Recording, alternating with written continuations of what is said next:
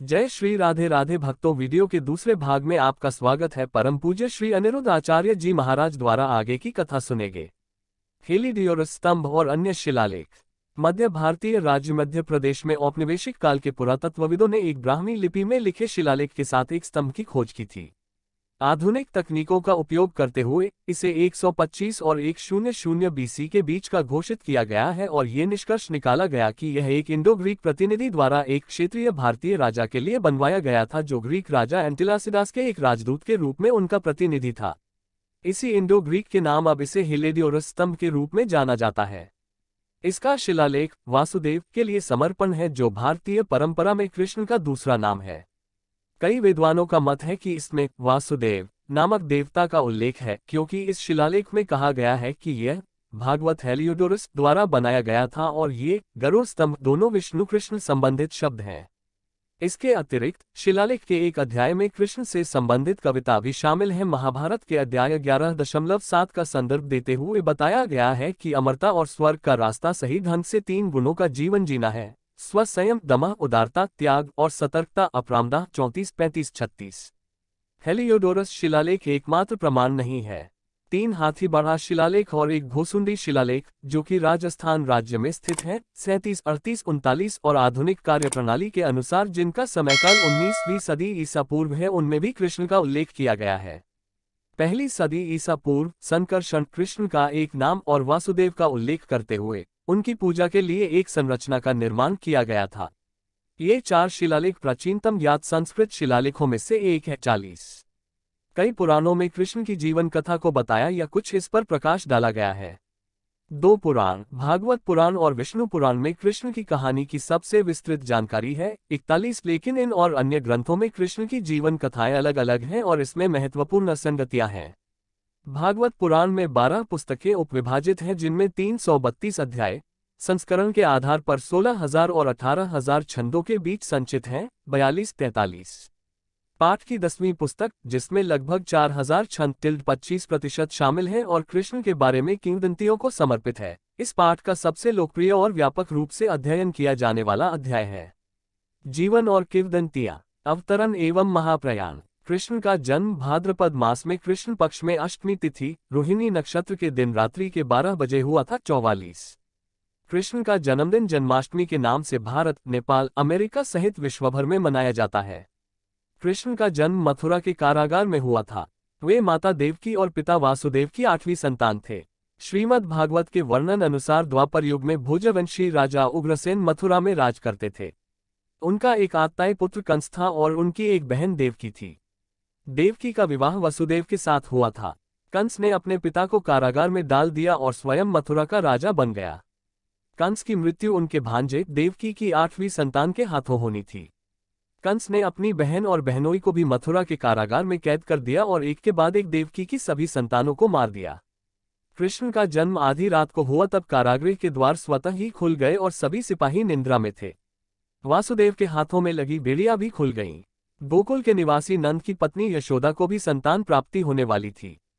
वासुदेव अपने पुत्र को सूप में रखकर कारागृह से निकल पड़े। 45, 46, 47, 48 कई भारतीय ग्रंथों में कहा गया है कि पौराणिक कुरुक्षेत्र युद्ध, महाभारत के युद्ध में गांधारी के सभी 100 पुत्रों की मृत्यु हो जाती है। दुर्योधन की मृत्यु से पहले रात को कृष्णा ने गांधारी को उनकी संवेदना प्रेषित की थी। गांधारी कृष्ण पर आरोप लगाती है कि कृष्ण ने जानबूझकर युद्ध को समाप्त नहीं किया। क्रोध और दुख में उन्हें श्राप देती है कि उनके अपने यदु राजवंश में हर व्यक्ति उनके साथ ही नष्ट हो जाएगा। महाभारत के अनुसार यादवों के बीच एक त्योहार में एक लड़ाई की शुरुआत हो जाती है, जिसमें सब एक दूसरे की हत्या करते हैं। कुछ दिनों बाद एक वृक्ष के नीचे नींद में सो रहे कृष्ण को एक हिरण समझकर जरा नामक शिकारी तीर मारता है, जो उन्हें घातक रूप से घायल करता है। कृष्णा जरा को क्षमा करते हैं और देह त्याग देते हैं। 49, 50, 51 गुजरात में भालका की तीर्थयात्रा तीर्थ स्थल उस स्थान को दर्शाता है जहां कृष्ण ने अपना अवतार समाप्त किया तथा वापस वैकुंठ को गए। ये देहोत्सर्ग के नाम से भी जाना जाता है। भागवत पुराण अध्याय 31 में कहा गया है कि उनकी मृत्यु के बाद कृष्ण अपनी योगिक एकाग्रता की वजह से सीधे वैकुंठ में लौटे। ब्रह्मा और इंद्र जैसे प्रतीक्षारत देवताओं को भी कृष्ण को अपना मानव अवतार छोड़ने और वैकुंठ लौटने के लिए मार्ग का पता नहीं लगा। 52 बाल्यकाल और युवावस्था। कृष्ण ने देवकी और उनके पति चंद्रवंशी क्षत्रिय वासुदेव के यहाँ जन्म लिया। देवकी का भाई कंस नामक दुष्ट राजा था। पौराणिक उल्लेख के अनुसार देवकी के विवाह में कंस को भविष्यद्वक्ताओं ने बताया कि देवकी के पुत्र द्वारा उसका वध निश्चित है। कंस देवकी के सभी बच्चों को मारने की व्यवस्था करता है। जब कृष्ण जन्म लेते हैं, वासुदेव चुपके से शिशु कृष्ण को यमुना के पार ले जाते हैं और एक अन्य शिशु बालिका के साथ उनका आदान प्रदान करते हैं। जब कंस इस नवजात शिशु को मारने का प्रयास करता है, तब शिशु बालिका हिंदू देवी दुर्गा के रूप में प्रकट होती है तथा उसे चेतावनी देते हुए कि उसकी मृत्यु उसके राज्य में आ गई है, लोप हो जाती है। पुराणों में किंवदंतियों के अनुसार कृष्ण नंद और उनकी पत्नी यशोदा के साथ आधुनिक काल के मथुरा के पास पलते बढ़ते हैं। इन पौराणिक कथाओं के अनुसार कृष्ण के 2 भाई बहन भी रहते हैं, बलराम और सुभद्रा। कृष्ण के जन्म का दिन जन्माष्टमी के रूप में मनाया जाता है। वयस्कता। भागवत पुराण कृष्ण की 8 पत्नियों का वर्णन करता है, जो इस अनुक्रम में रुक्मिणी, सत्यभामा, जामवंती, कालिंदी, मित्रवृंदा, नागनजति जिसे सत्य भी कहा जाता है, भद्रा और लक्ष्मणा जिसे मद्रा भी कहते हैं, प्रकट होती हैं। डेनिस हडसन के अनुसार यह एक रूपक है, 8 पत्नियां उनके अलग पहलू को दर्शाती हैं। जॉर्ज विलियम्स के अनुसार वैष्णव ग्रंथों में कृष्ण की पत्नियों के रूप में सभी गोपियों का उल्लेख है, लेकिन ये सभी भक्ति एवं आध्यात्मिक संबंध का प्रतीक हैं और प्रत्येक के लिए कृष्ण पूर्ण श्रद्धेय हैं। उनकी पत्नी को कभी कभी रोहिणी, राधा, रुक्मिणी, स्वामिनीजी या अन्य कहा जाता है। कृष्ण संबंधी हिंदू परंपराओं में वह राधा के साथ सबसे अधिक चित्रित होते हैं। उनकी सभी पत्नियां को और उनके प्रेमिका राधा को हिंदू परंपरा में विष्णु की पत्नी देवी लक्ष्मी के अवतार के रूप में माना जाता है। गोपियों को राधा के कई रूप और अभिव्यक्तियों के रूप में माना जाता है। 53 कुरुक्षेत्र का महाभारत युद्ध। महाभारत के अनुसार कृष्ण कुरुक्षेत्र युद्ध के लिए अर्जुन के सारथी बनते हैं, लेकिन इस शर्त पर कि वह कोई भी हथियार नहीं उठाएंगे। दोनों के युद्ध के मैदान में पहुंचने के बाद और ये देखते हुए कि दुश्मन उसके अपने परिवार के सदस्य, उनके दादा और उनके चचेरे भाई और प्रियजन हैं, अर्जुन क्षोभ में डूब जाते हैं और कहते हैं कि उनका हृदय उन्हें अपने परिजनों से लड़ने और मारने की अनुमति नहीं देगा। वह राज्य को त्यागने के लिए और अपने गांडीव अर्जुन के धनुष को छोड़ने के लिए तत्पर हो जाते हैं। कृष्ण तब उसे जीवन, नैतिकता और नश्वरता की प्रकृति के बारे में ज्ञान देते हैं। जब किसी को अच्छे और बुरे के बीच युद्ध का सामना करना पड़ता है, तब परिस्थिति की स्थिरता, आत्मा की स्थायिता और अच्छे बुरे का भेद ध्यान में रखते हुए, कर्तव्यों और जिम्मेदारियों को निभाते हुए, वास्तविक शांति की प्रकृति और आनंद और विभिन्न प्रकार के योगों को आनंद और भीतर की मुक्ति के लिए ऐसा युद्ध अनिवार्य होता है। कृष्ण और अर्जुन के बीच बातचीत को भगवद गीता नामक एक ग्रंथ के रूप में प्रस्तुत किया गया है। 54, 55, 56 श्रीमद् भगवद गीता। कुरुक्षेत्र की युद्धभूमि में श्री कृष्ण ने अर्जुन को जो उपदेश दिया था वह श्रीमद् भगवद गीता के नाम से प्रसिद्ध है।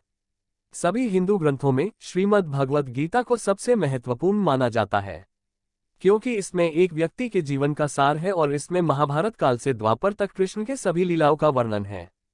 ऐसी मान्यता है कि यह महर्षि वेदव्यास द्वारा रचित है। हालांकि इसमें कोई प्रमाण नहीं है, लेकिन भगवद गीता एक पुस्तक है जो अर्जुन और उनके सारथी श्री कृष्ण के बीच वार्तालाप पर आधारित है। गीता में सांख्य योग, कर्म योग, भक्ति योग, राजयोग, एक ईश्वरवाद आदि पर बहुत ही सुंदर तरीके से चर्चा की गई है। संस्करण और व्याख्याएं। कृष्ण की जीवन कथा के कई संस्करण हैं, जिनमें से 3 का सबसे अधिक अध्ययन किया गया है: हरिवंश, भागवत पुराण और विष्णु पुराण। 57 ये सब मूल कहानी को ही दर्शाते हैं, लेकिन उनकी विशेषताओं, विवरण और शैलियों में काफी भिन्नताएं हैं। सबसे मूल रचना हरिवंश को एक यथार्थवादी शैली में बताया गया है, जो कृष्ण के जीवन को एक गरीब वाले के रूप में बताता है, लेकिन काव्यात्मक और अलौकिक कल्पना से उत्प्रोत है। ये कृष्ण की अवतार समाप्ति के साथ समाप्त नहीं होती। कुछ विवरणों के अनुसार विष्णु पुराण की 5वीं पुस्तक हरिवंश के यथार्थवाद से दूर हो जाती है और कृष्ण को रहस्यमय शब्दों और स्तंभों में आवरण करती है। कई संस्करणों में विष्णु पुराण की पांडुलिपियां मौजूद हैं। भागवत पुराण की 10वीं और 11वीं पुस्तकों को व्यापक रूप से एक कविष्ट कृति माना जाता है, जो कि कल्पना और रूपकों से भरा हुआ है। हरिवंश में पाए जाने वाले जीवों के यथार्थवाद से कोई संबंध नहीं है। कृष्ण के जीवन को एक ब्रह्मांडीय नाटक लीला के रूप में प्रस्तुत किया गया है, जहां उनके पिता धर्मगुरु नंद को एक राजा के रूप में पेश किया गया था। कृष्ण का जीवन हरिवंश में एक इंसान के करीब है, लेकिन भागवत पुराण में एक प्रतीकात्मक ब्रह्मांड है, जहां कृष्ण ब्रह्मांड के भीतर है और इसके अलावा साथ ही ब्रह्मांड भी हमेशा से है और रहेगा। कई भारतीय भाषाओं में भागवत पुराण पांडुलिपियां कई संस्करणों में भी मौजूद हैं। जय श्री राधे राधे भक्तों, जय श्री कृष्णा। परम पूज्य श्री अनिरुद्ध आचार्य जी महाराज द्वारा सुनाई गई भागवत कथा आपको बहुत अच्छी लग रही होगी। कृपया आप अपने दोस्तों मित्रों के साथ इसको शेयर करें और कृपया हमारे चैनल आरके इंडियन कहानी को लाइक, शेयर, कमेंट और सब्सक्राइब करें और इसका तीसरा भाग जल्द ही हमारे चैनल के द्वारा वीडियो डाला जाएगा।